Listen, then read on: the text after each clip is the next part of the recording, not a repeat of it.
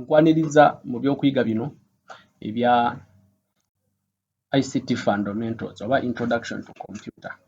Tuzze tuyiga era tuvudde wala. Twatandikira ddala ku computer kyeki, ne tulaba ebika bya computer, ne tunyonnyoka RAM, ne tunyonnyoka hard disk, ne tunyonnyoka zi monitor, byonna ne tubiyitaayitamu lukwakwayo. Ebyokwayoga bino nabiseetinga nga njagala okuyamba oyo omuntu ataafuna mukisa oba oli awo okuyiga computer. Ng'oba oli awo ekyakulemesa computer yali mu lulimi lw'otaategeera. Nannyonnyola nti computer mpitirivu. Era ebika ne tubitemaatema. Gwe nno obanga eno lesson gy'osooseeko nkusaba oddeyo okebere ku channel kuno. Waliwo playlist nnamba eriko nti ICT fundamentals. Olabire ddala kuva ku video esooka ate mpaka kati we tuli era we tukyagenda mu maaso. Mu kyokuyiga kyaffe ekyaleero tugenda kuba tunnyonnyoka ku kuuma kano akayitibwa mouse.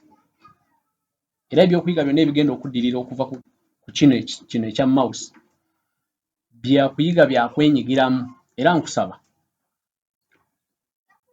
toyonoona biseera kulaba kyakuyiga kino oba kutuuka ku lesson eno nga tolina mouse. Kubanga oba ogenda kumenyaamenya oba oli mu kwonoona foundation ya lesson zange nti lesson zange zakwenyigiramu ziri practical.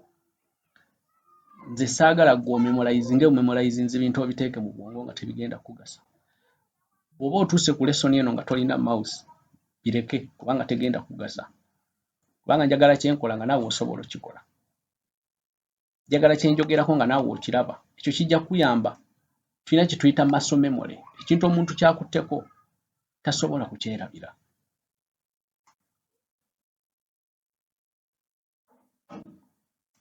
Mouse eno ekozesebwa okusingira ddala mu operating system ayitibwa Windows. Era Windows gwe tugenda okwetegereza Windows operating system. Newankubadde ng'operating system mpitirivu era twazimenyaamenya. Ffe tugenda kwetegereza kye tuyita Windows operating system. Windows operating system ono yakolebwa company eyitibwa Microsoft. Era mouse eno mwekozesebwa nga a point or a click device. Tekozesebwamu nga akuuma akeeyambisibwa okusonga n'okubaako by'onyiga ku computer. Mouse eno ekozesebwa mu Windows. Windows eyasooka teyali wa graphic user interface oba GUI, yali wa command user interface. Naye omupya ali latest yenna wa graphic user interface. Kitegeeza nti ebintu tubirabako, kala tuzaawula, okubikwatako tukozesa mouse. Nga sinna kutwala mu bika bya mouse ebyenjawulo. Mouse eri standard ebeera n'amapeesa 3. Erina epeesa erya right click oba okunyiga okwa ddyo, n'ebeera n'epeesa erya left click oba epeesa ly'oyinza okunyiga ku erya kkono, n'ebeera n'epeesa erya scroll oba okutambuza. Amapeesa gano gonna bw'oganyiga gakola sound, ogawulira gakola sound, keribeera erya scroll kubanga nalyo spacer, ogawulira gakola sound.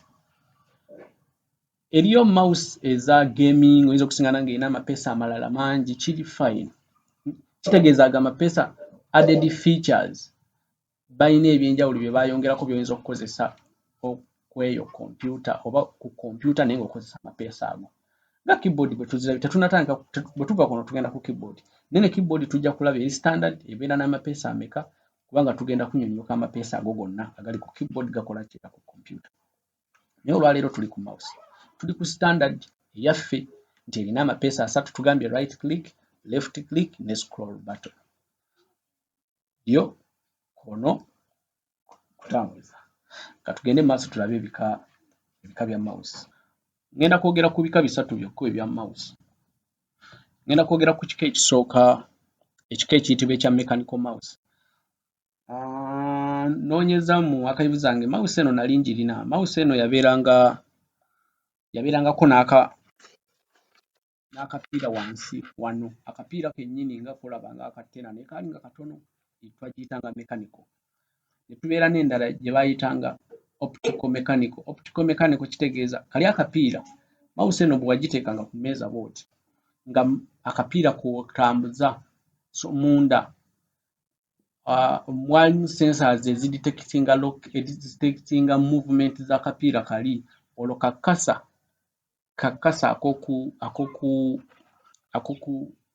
ku desktop ne kakyuka direction zalinga mechanical eza mechanical mouse ne optical mechanical nazo zaalimu akapiira naye nga laser beams ze zikuba ku kapiira ako okuba nga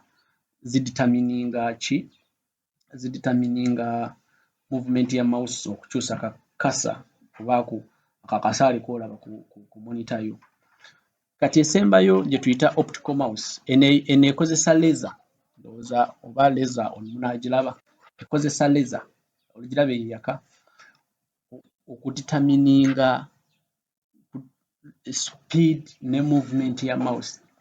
Advantage eri ku laser mouse eri nti ku surface yonna kw'ogitadde kasa ebeera esobola okukyuka kasa ebeera esobola okukyuka ku monitor.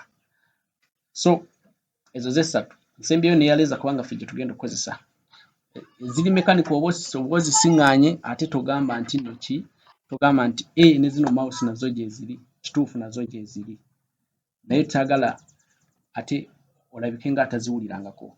Katugende butereevu nga bwe tunnyonnyola amapeesa agali ku mouse kuno ate bwe tukagozesa.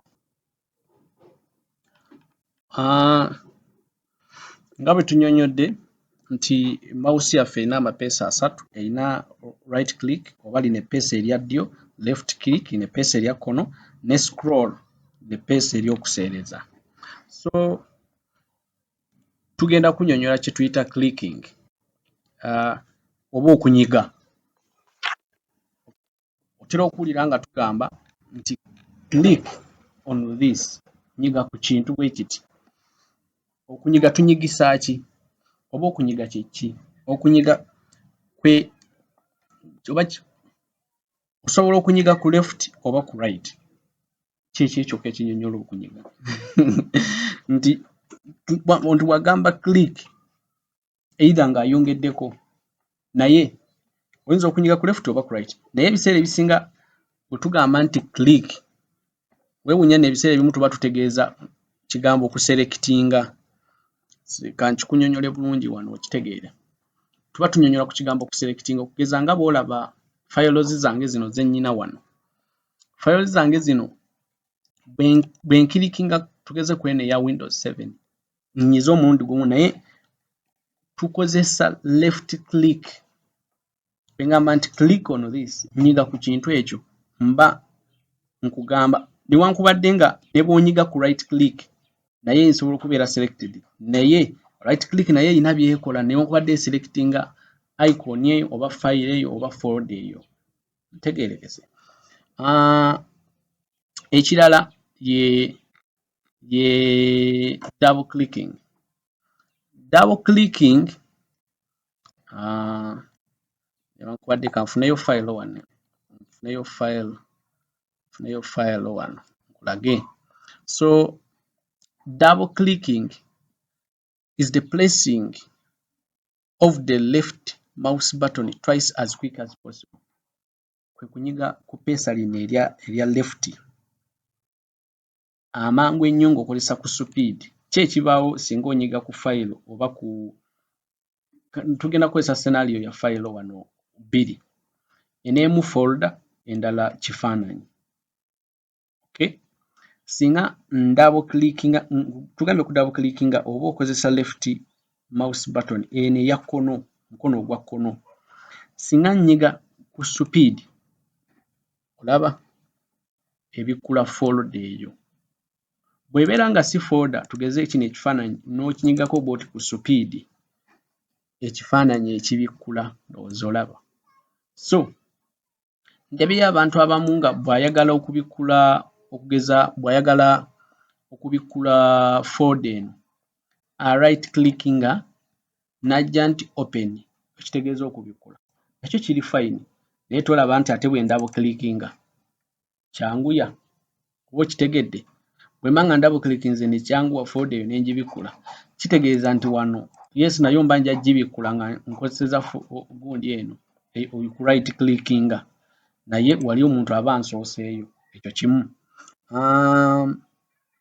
Moving, okumuvinga mouse newankubadde twagambye nti engalo zino zino ebbiri zikwata wano, olusajja n'akwata wano, olwo kino ne kituula wansi oba ku mmeeza oba ku paadi. Bw'otambuza bw'oti, kino kye bayita moving of the mouse, oba ng'oli ku paadi oba ze bayita mouse pads, ogenda n'ozigula gye zitandikira ku mutwalo oba ku mmeeza. So bwe ntambuza bwenti nnyinza okugamba nti move your mouse oba your cursor from one corner to the other of the desktop. Ekyo nkakasa nti kati ekigambo oba okitegedde. Simanyi oba nkulese naye njagala ntambule mpola mpola naawe nneme kubaako we nkuleka. Tugenda kusembyayo enkola eya dragging. Okudraginga kye ki? Okudraginga kwe ku left clickinga ku item, okugeza singa wano mpointinze oba nsonze naye singa nnyiga ne sijjaako olugalo ne movinga mouse yange, ndowooza olaba wano kye bayita dragging.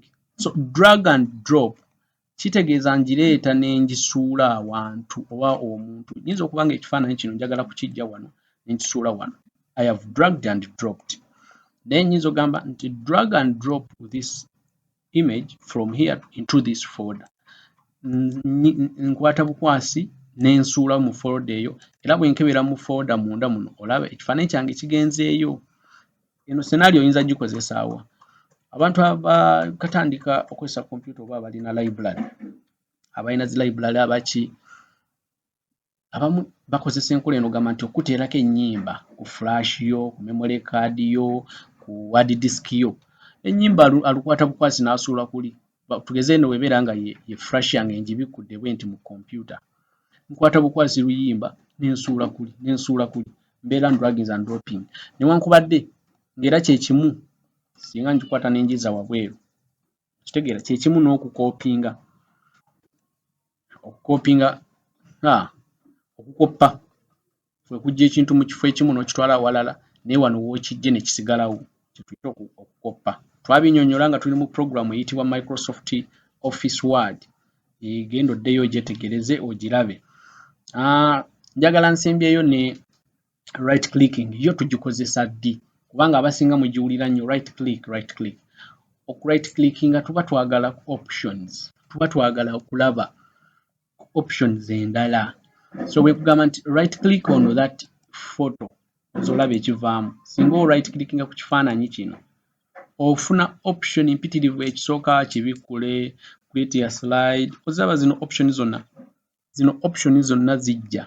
Zino option zijja ngo right clicking. So bw'obeera olina by'oyagala okwongera okukola oba actions oyagala okwongera okweexecutinga, it's okay. Genda mu maaso right clicking kweyo file, kweyo folder, ne bwenzija wano mu desktop ne right clickinga era nayo ojja kulaba nga options mpitirivu ezizze. So mba neetaaga options, awo we nkozesa option ya right click. Nti bwe right clickinga tugeze eno folder eri zipped oba nsabike. So bwe right clickinga mu yo olaba eŋŋamba nti gi-extracting gibikkule oba ebiri munda biteeke wabweru, giweereze, gikoppe, gikatinge, gideliting, gikyuse erinnya, kebeera ezitowa kyenkana wa.